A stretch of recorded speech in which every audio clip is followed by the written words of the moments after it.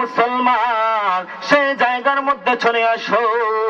সেই জায়গার মধ্যে একদম আউয়াল থেকে আখির পর্যন্ত যত উলামায়ে কেরামগণ আলোচনা করবেন, সেই আলোচনা থেকে একটা জিনিস আমল করার চেষ্টা করে, একটা একটা করে আমল করো। দেখবে মুসলমান, তোমার জীবন পাল্টে যাবে, জীবন পাল্টে যাবে, জীবন সুন্দরের দিকে তোমার চলে আসবে, সুন্দরের দিকে চলে আসবে।